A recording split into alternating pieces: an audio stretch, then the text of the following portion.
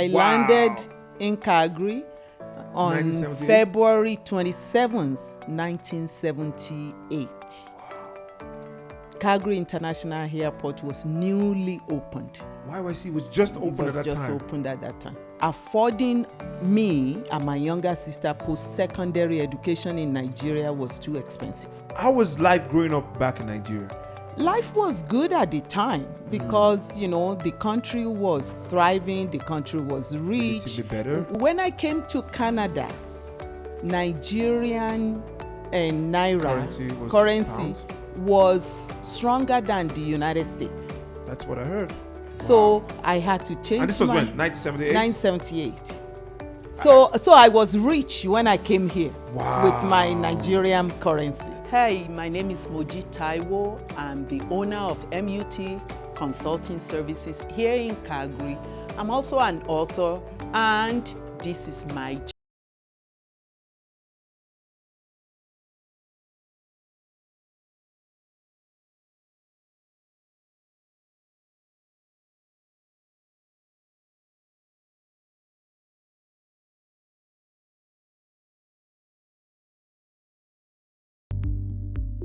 It's another beautiful day here in Calgary, and we are on My Journey TV show, and my name remains Fola Atoloye. Today, I've got a very, very beautiful, wonderful woman with me. She's a titan. She's an enigma, and she's done it. She's seen it all.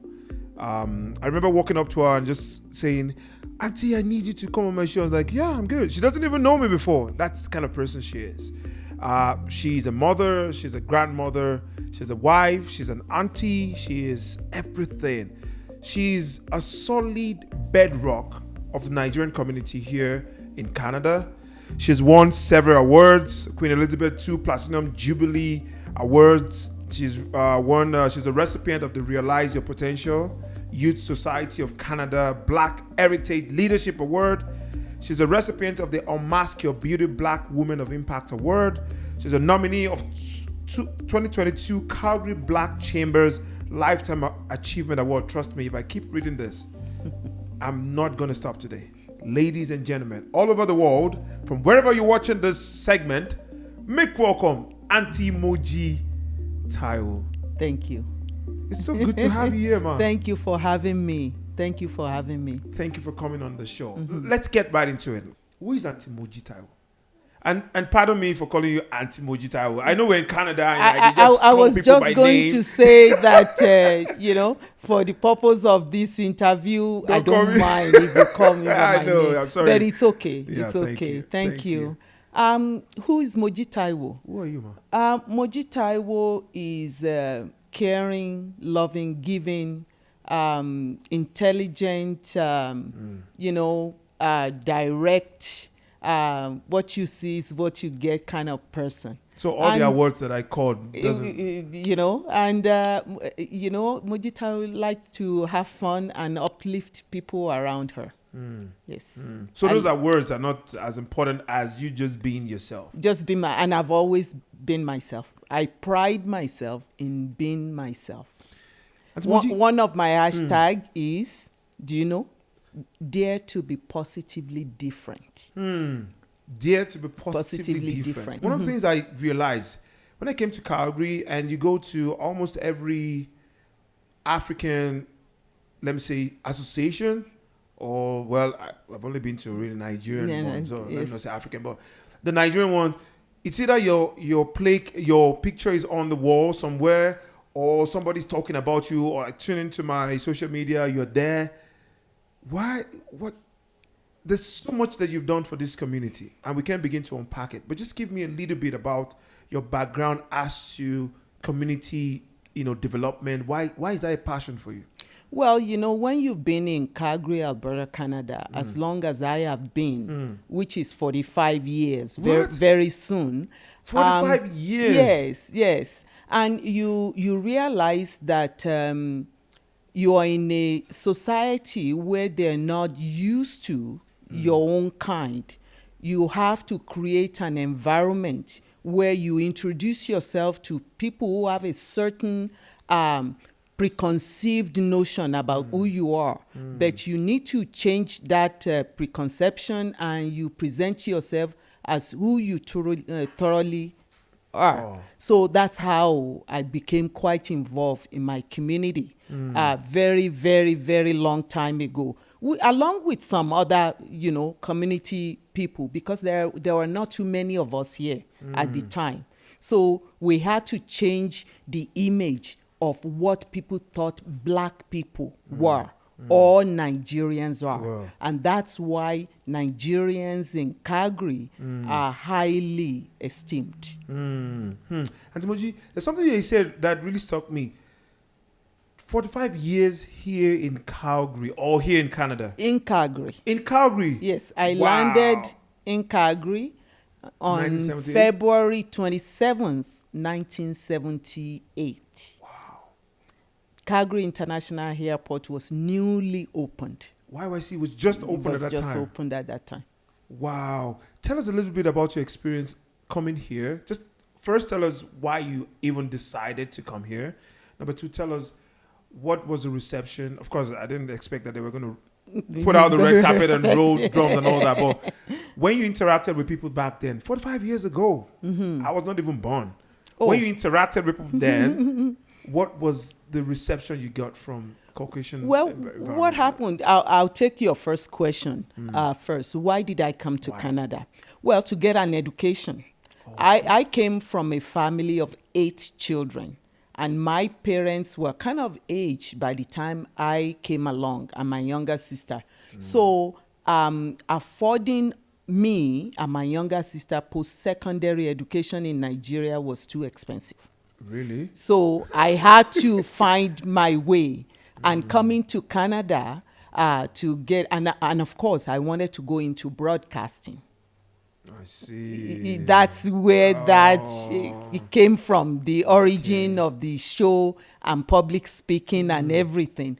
So I wanted to go into broadcasting, and in order to afford that education, I had an opportunity to come to Canada as a domestic worker.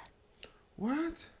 As a domestic worker, It's getting interesting. so that I could have permanent residency to be able to work and working to be able to sponsor my own education. And I did study broadcasting here at Lethbridge Community College. I graduated in 1981 in radio, arts, and journalism. Wow, wow. But I thought you also read law. No, I did not read law, but, things have a way of working itself out. I had a disappointment working at a radio station in Lethbridge. I did work briefly at CJOC Lethbridge. Oh, right. And black, the way I sounded, a small city, they've never seen a black person graduate from that program, let alone work in the radio station for that long. So you were a pioneer of that program. as a person of color? Of color, and Nigerian. And Nigerian. So it was difficult for them. Well, they made it difficult for me, but hey, it's okay. We rose to the challenge. And because of that challenges at the radio station, I was forced to go back to school. So I enrolled at the University of Lethbridge in sociology. And through going through that, I ended up working with young offenders. And I always had passion also in working with young people.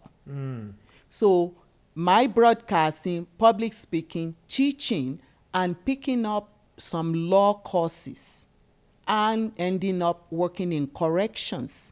So I ended up working with Solicitor General and Public Security, or Solicitor General and Justice Department. The name, the ministry changed a few times over my 3 decades of working with the ministry. So that's how I ended up in the law part. The law part. Yeah. How was life growing up back in Nigeria? Life was good at the time because, you know, the country was thriving, the country was rich. Relatively better. When I came... Dollar was probably one naira to... No, when I came to Canada, Nigerian and naira currency was stronger than the United States. That's what I heard. So wow. I had to change. And this was when? 1978? 1978. So I was rich when I came here wow. with my Nigerian currency. And naturally speaking, when we get together as friends and families, even people who are my age or older, they talk about Nigeria, and I either excuse myself wow. or I tell them if it's in my house that we can just... Can we not have that conversation? Yeah. Okay. Because Canada is home for me now. That's true. So... And I'm a principled person in the sense that what I cannot change or what I cannot have an impact in making better or positive, I don't waste my energy in having that conversation. Right. It saddens me. And I think that's why I run away from it, because it's too painful. It is. So I'd rather spend my energy making this place we call home now better for us, our children, our grandchildren, and people even who are not us, so that they know us for who we really are as hardworking, brilliant, entrepreneur, creative people. Auntie Moji, let's talk briefly about, you know, the road that you've paved for people like us. I came in 2019. It's barely 3 years, right? Or it's 3 years. It's just over 3 years. And you just come into the city. I spoke with one of my guests and like, oh, there's African store and there is the African restaurant and you have African themed parties and you're just having fun. It's like, I just ate African jollof rice. You know, everything is just so rosy. When I came, there was none. So there was none. You just create, you make do from everything and anything. There was nothing. So we used to make stew with only tomato paste. Wow. In those days. And you just make do. There was no pounded yam. When we would go to Co-op or Safeways in those days ask for oxtail, you will get oxtail, and they will ask, what do you want to do with that? You give it to your dogs? And we say, yes, we give it to our dogs. They didn't realize that we're going home to cook it to eat. Yes. But now those things are expensive. You can't buy them anywhere. But now they're like, oh, it's like it's a cultural thing. Yes. So they make it. Stripe. You know, when you stripe shaki. Yeah. In those days, they throw them away. We collect them. So, yeah. Tell us a little bit about why you came together to say, you know what, let's have an association that can cater to the needs of Nigerians that come into the city and need places to, you know, to either stay or need things to get or just make life comfortable for them. Well, what happened was because those of us also who came in those days, we didn't come to stay. We came to get an education and return to Nigeria. But then things were not getting better. And we would say, okay, we'll stay 2 more years to see. And it didn't get better. 2 more years. And at one point, we just said, okay, while we're waiting for things to get better in Nigeria, what can we do for ourselves here? And we're beginning to have children. Like I said earlier, my oldest child is 42 years old. Wow. So we needed a forum, we needed a meeting place where our children can come together and be safe. Because in those days, they're generally the only kid in school that's black. Yeah. The only kid in class with a Nigerian name. So the stresses out there for them is tantamount that we thought we have to do something. Plus, also, we needed to be together because it was lonely. It would be. So we needed to come together to kind of focus on ourselves. And as we were planning that, a member of our community passed away prematurely. that quickened the formation of the association. And that's why we formed the association in 1993.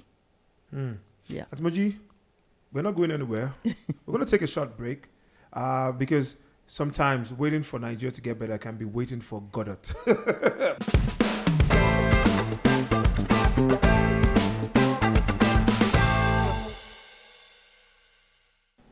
All right, welcome back to the My Journey TV show, and I'm still here, Fola, and I'm here with Auntie MOJI TAIWO. And MOJI, let's talk a little bit about MUT Consulting. What is MUT Consulting, and what do you do?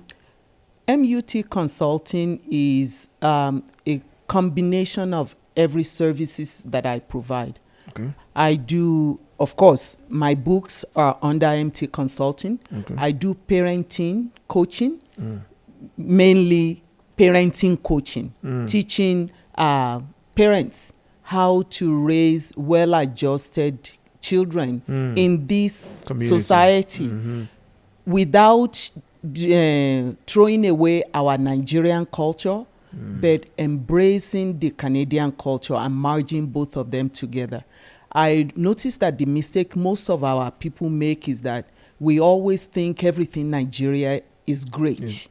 And we always think everything in our adoptive country is bad. But if that's so, why are we here? So what I need to teach them is basically to be flexible with their parenting style, to learn what is around them here in order to help their children. And that includes volunteering in schools, finding out what's going on in your children's schools, which is not something that we do in Nigeria. After I paid 1 million naira for your school fees. Why should I be? Why should I? Yes. But it's, and also teaching them that public education here is good. It's what you put into it with your children. So you don't need those private schools. You're already paying taxes. Exactly. There is education tax fix in your taxes. Into your taxes, yeah. So I do parent teaching, and I also do life skills for preteen and teenagers, and basically also to teach them how to be proud of their heritage and how to understand their parents at home and how to do better in school. Also, part of that life skills is also career choices, because our typical Nigerian family, if you are not a lawyer, you are a doctor, engineer. You are an engineer and an accountant. But I teach the children and also educate the parents on, life choices. Life choices are endless in this part of the world, and you can be anything you want to be and still be successful. So that's part of MUT Consulting. Plus, I also do referral services, because as you know, I know so many people in the community and beyond. You are a resource center. Yes, that's it. I'm resourceful. So, and it's not just within the Nigerian community. It's in Alberta in general. Yeah. So, I give because I'm blessed. I'm blessed because I give. This is a book I would recommend, honestly, because it's a great read. It's your journey. So the book is a chronicle of an immigrant's journey, basically covering my journey from 1978 to 2018, covering the 40 years, and a little bit about my childhood growing up in Lagos, Nigeria, and my position in the family, and the reason why I came to Canada. It also covers my education challenges here, my careers. I've gone through so many careers and the challenges faced in those careers and how I overcame them. But also the way I was able to form allies everywhere we go. Networking everywhere we go. The importance of challenging yourself, making yourself uncomfortable in order to be comfortable. So all of those is in there. And you ask how I got the energy. Well, I retired from public service in 2015. And one of my daughters had a baby around that time. And I decided that I would help watch the baby, but I realized that I was too hyper to just watch just do the a omugo in one place. So I decided that why don't I write, because my background is in broadcasting anyways. So I decided to write, and I started the book when the child was 6 months old. I finished it when he was 18 months old. Nice. But you know, that went on the wayside. I was doing a bit of other stuff, and then COVID happened. Then I found myself at home again. I am restless. I'm restless by nature. So I decided that I've been posting on social media all the things that I did with my grandkids. But why not put it in a book? Because again, I see gaps and I fill gaps. There is not too many children's book that are Black kids, Nigerian, that the kids can relate to in libraries or schools here in Calgary. So I decided to write the book. Being an immigrant that has spent 45 years here, have you ever been a subject of racism? Always. Wow. Always. And you say that with a smile. Well, yes, but what other choice do you have? You know, you can face those challenges and go home and cover your head on the pillows, or you can accept the fact that it doesn't matter where we are in the world. Actually, even amongst us Nigerians, we are racist. So if you deal with that fact that humans are humans regardless of where you are, then you've won 50% of the battle. I'll be playing some games with Auntie Moji. Let's see if she still got the flavor as it was in 1978.